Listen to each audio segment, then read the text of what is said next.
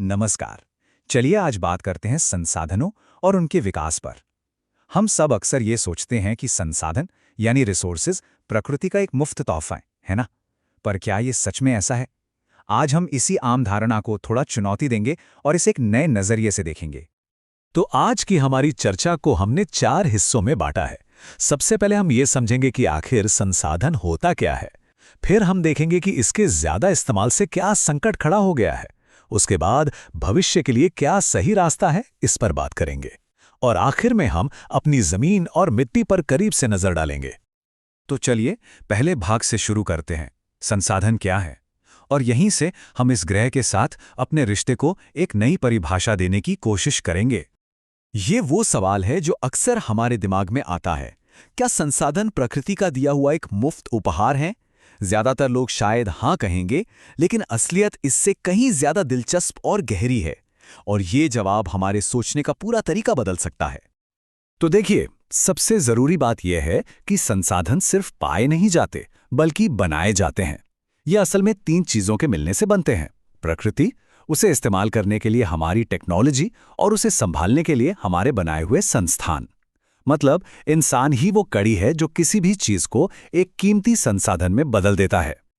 अच्छा, तो क्या होता है जब हम इस गलतफहमी में जीते हैं कि संसाधन तो मुफ्त हैं और असीमित हैं?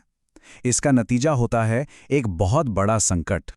इस अंधाधुंध इस्तेमाल ने 3 बहुत बड़ी मुसीबतें खड़ी कर दी हैं।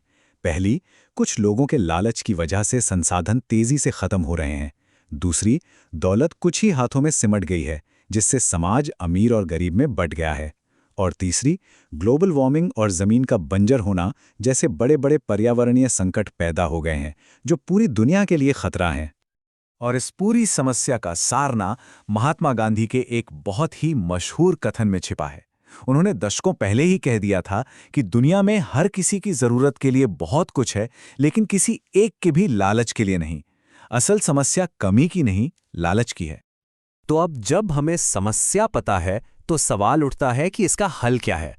अच्छी बात यह है कि एक बेहतर और टिकाऊ भविष्य के लिए दुनिया भर में दशकों से एक खाका तैयार किया जा रहा है।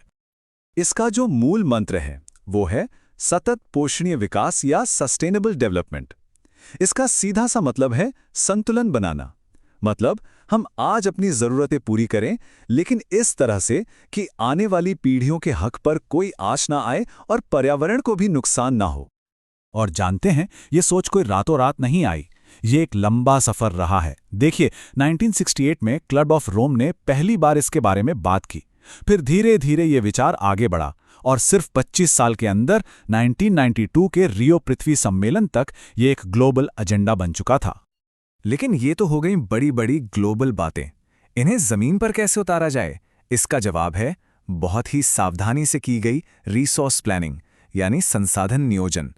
और भारत जैसे विशाल और विविधता वाले देश के लिए तो ये और भी जरूरी हो जाता है। भारत में इसके लिए एक बहुत ही व्यवस्थित 3 स्टेप का तरीका अपनाया जाता है। सबसे पहले पूरे देश में कहाँ-कहाँ कौन-कौन से संसाधन हैं, उनकी पहचान करके एक लिस्ट बनाई जाती है। फिर सही टेक्नोलॉजी और स्किल्स के साथ एक ढांचा तैयार होता है। और आखिर में इस पूरी योजना को देश के विकास के बड़े लक्ष्यों के साथ जोड़ दिया जाता है।